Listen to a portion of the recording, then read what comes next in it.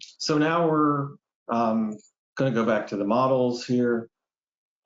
Everything else works just the way we talked about, for example, with Vissim or Vistro in terms of how you access these. I'll click on one node. You can see, same thing in terms of being able to make your revisions, create modifications, create scenarios. In this case, for example, I created some different geometries around how those site trips were going to get onto that kind of main arterial. One difference here, let me cancel out these runs because we're working in Vissim, and typically you're going to be doing more than one simulation run. We now have the option to choose when we go to run those models how many simulation runs we want to do for each scenario. So I can click, for example, 10 and say that I want to do them in parallel. And so now this is really where those economies of scale really work in your advantage in terms of getting a lot of simulations done, because it's going to run all these in parallel. And we can hit start, and this will start to calculate in the background. Same thing here in terms of KPIs. This won't update till these calculate, but this is going to provide you some high level, in this case, travel time averages between the different scenarios. So we'll go back at this point into dashboards just to kind of give you a quick idea in terms of what are some of your possibilities around dashboarding in Vissim, because this is relatively new and a really cool application. So first thing I'll go through here is this kind of existing conditions. So we're showing a few different things on this dashboard. The first is this kind of heat map, which shows your Vissim network. In this case, I have this for density. We have some travel time charts down here, and also some total node delay at the various intersections. So we have the ability to toggle through different time intervals here. So if I want to step to the next time period, I have a bunch of these open, so this may take a second with this, but this will update the densities, and you can step through the various time periods. And again, this is something where somebody who's not familiar with Vissim can get a pretty good idea that red is bad, green is good, and kind of see the same kind of information like Adam saw, that this, node up here is intersection isn't operating too great. Yeah. So next we'll show through, just like we showed with Vissim, you can also upload your Vissim trajectories and give you this kind of simplified view. It's not going to be the same as a 3D graphic in the desktop version of Vissim, but you can kind of see these Q lengths. You can kind of do this kind of fuzzy thing here, so just give people high-level indicators of how the network is performing. Same thing here, you can also do propose and existing side-by-side. Here we have some additional information in terms of northbound and southbound travel times.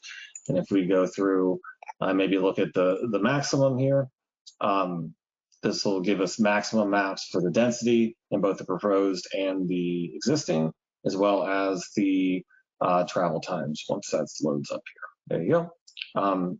So you can get an idea and see, and actually in this case, I'm getting there that because I've restricted the y-axis here, so 5 minutes, 22 seconds traveling northeast bound versus the existing is 4 minutes and 42 seconds. So easily able to compare side by side in this case, rather than using that scenario slider. You can put all that different information on the same map. Now, the other thing I have prepared here as well is to look at some emission information. So these are the nodes in the Vissim model.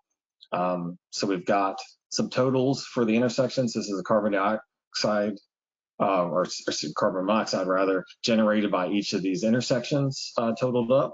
Down here we have a table that gives you the per movement carbon monoxide emissions. You can scroll through and see which movements are actually generating the most carbon monoxide. For example, by filtering this. See,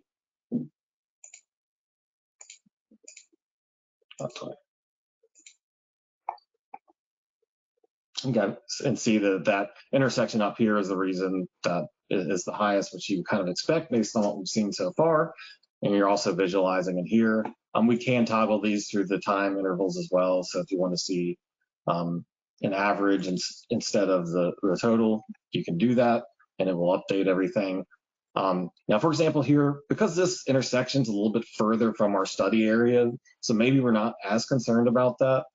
So one of the things you could do, for example, is go into this chart, and we could add some data filtering and add a filter and say that we want the node name is not Archer at 34th. And if I did this correctly, in this case, we're going to remove that intersection from our pie chart just because, so we can see in better relation these other intersections. So if I hit confirm, and it removed that intersection, so we have, you see the kind of pieces of the pie have adjusted since we've removed that intersection from the equation. So you can make these kind of inline filters. You can also filter things at kind of a more global level within the dashboard here. Yeah, one other thing I do want to show as well, we did take the time to go PTV Talks, Gainesville Network. If you do take the time to really set up your Vissim network really carefully, it shows up really well in this web dashboard. So you can see all these kind of lane markings and all your kind of styles here that you set up all translate through really well. So if you take the time to clean up your model on the desktop side, it's also going to reflect here in the web as well. Well, let's actually jump back in and see if our models have finished processing. I go to our PTV Talks workspace to here, and they're just finishing up. So it'll be finished here in just a minute. So this, once that finishes up, it'll start to populate our travel times here.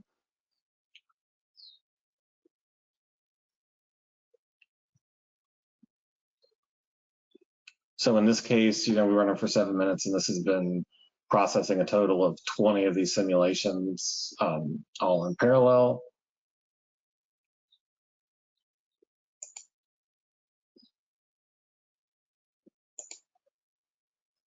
It just always takes a little bit longer when you're doing it live.